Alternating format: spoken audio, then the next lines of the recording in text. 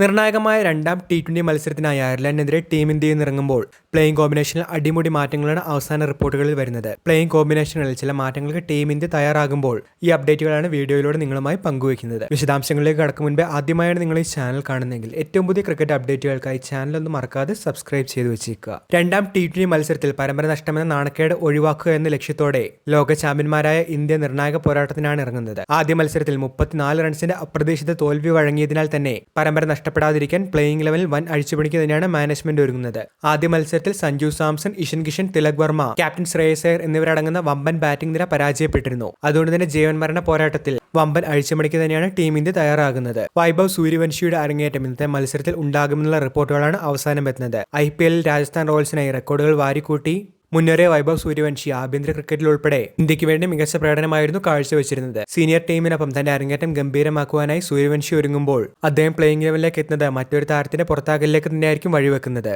നിലവിൽ ടീം ഇന്ത്യയെ സംബന്ധിച്ച് ബാറ്റിംഗ് ഓർഡറിൽ ലെഫ്റ്റ് ഹാൻഡ് ബാറ്റ്സ്മാൻമാരുടെ ആധിപത്യം പ്രകടമാണ്. ഓപ്പണിംഗിൽ അഭിഷേക് ശർമ്മ തുടങ്ങിയാൽ ഇഷൻ കിഷൻ, തിലക് വർമ്മ, ശിവം ദുബെ, അക്സർ പട്ടേൽ, വാഷിംഗ്ടൺ സുന്ദർ എന്നിങ്ങനെ ലെഫ്റ്റ് ഹാൻഡ് ബാറ്റിംഗ് കോമ്പിനേഷൻ നീളുമ്പോൾ ഇതിലൊരു താരത്തെ പുറത്തെടുത്തിക്കൊണ്ട് പകരമായിരിക്കും സൂര്യവംശി എന്ന് ടീം ഇന്ത്യ പരിഗണിക്കുന്നത്. വൈഭവ് അഭിഷേകിനൊപ്പം ഓപ്പണറായി എത്തുമ്പോൾ സഞ്ജു 3ാം നമ്പറിലേക്കായിരിക്കും മാറുന്നത്.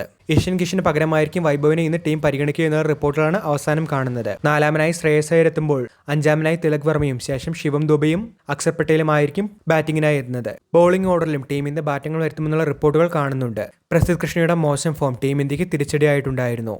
അദ്ദേഹത്തിന് പകരക്കാരനായി യുവതാരം പ്രിൻസ് യാദവിനെയോ അല്ലെങ്കിൽ മുഹമ്മദ് സിറാജിനെയോ ഇന്നത്തെ മത്സരത്തിൽ ടീം ഇന്ത്യ പരിഗണിച്ചേക്കുമെന്നാണ് ഏറ്റവും പുതിയ പ്ലേയിങ് ലെവൻ അപ്ഡേറ്റുകളിൽ പറയുന്നത്.